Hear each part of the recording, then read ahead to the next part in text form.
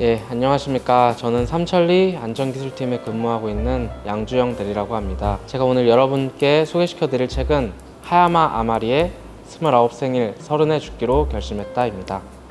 제가 이 책을 처음 접하게 된 것은 처음에는 제목이 특이해서 책을 집었다가 어느 순간부터 이 작가의 삶과 인생의 철학에 대해서 매료가 돼가지고,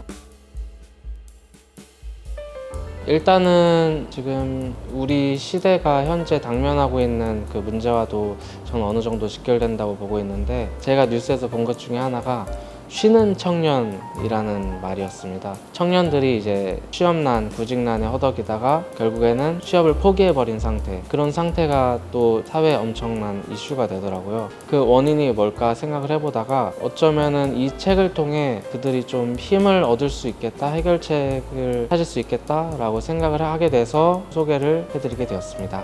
이 책은 저처럼 평범한 한 회사원의 이야기입니다. 이 작가가 실제로 쓴 수필인데, 처음에는 남들과 같이 공부하고 명문대에 진학을 하고 글로벌 금융권에도 들어가서 나름 탄탄대로의 길을 걷다가 어느 순간부터 자기는 이 정도면 됐어, 그냥 이렇게 평범하게 살아야지. 그리고 그 사귀던 남자친구가 있어서 결혼하고 평범하게 은퇴하고 평범한 주부가 되는 거야 라고 생각을 했는데, 그 계획이 무산이 됐습니다. 남자친구한테 차여버린 거죠. 그 이후부터 이제 그녀의 삶은 나락에 빠지게 됩니다. 그녀는 만 29년이라는 인생 동안 본인이 생각하기에 뭐 하나 이루는 것도 없고 하고 싶은 것도 없고 극단적인 선택을 결심하게 됩니다. 하지만 그마저도 용기가 없어서 실패하고만 그녀는 우울한 상황 속에서 우연히 TV 속에 있는 라스베가스의 화려한 모습을 보게 되고 한 가지 결심을 하게 됩니다. 내가 이렇게 죽으면 너무 억울하다. 단 한 번이라도 저들처럼 화려한 라스베가스 속에서 원 없이 돈 펑펑 쓰고 즐겁게 놀다가 29살의 마지막 날 라스베가스에서 최고로 멋진 순간을 맛본 뒤 죽겠다라는 결심을 하게 됩니다. 이게 그녀의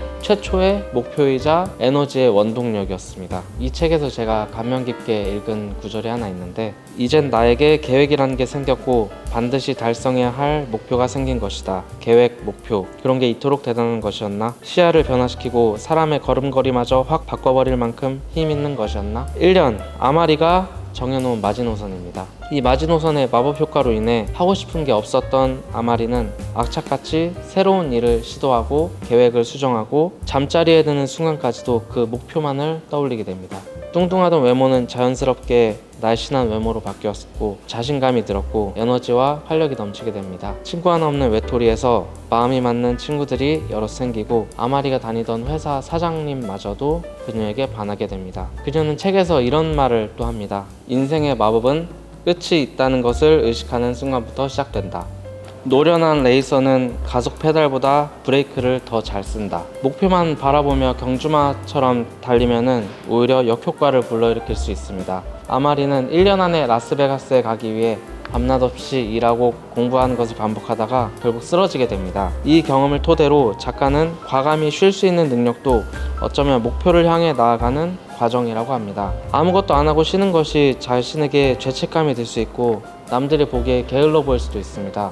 하지만 원하는 것을 위해 너무 본인을 혹사시키면 노력의 효율이 떨어지고 체력이 바닥나고 결국 목표와 멀어질 수도 있습니다. 아마리는 이러한 교훈을 통해 쉬는 능력 또한 겸비하게 되고 결국 1년 후 라스베가스로 떠나게 됩니다. 1년 만에 인생을 바꾼 아마리의 라스베가스에서 마지막 혈투, 어떻게 끝났을까요? 아마리는 자기가 생각했던 대로 1년 후에 죽었을까요? 아니면은 이 경험을 토대로 새로운 삶의 목표를 찾았을까요? 이 책을 읽으시면 그 답을 얻을 수 있습니다.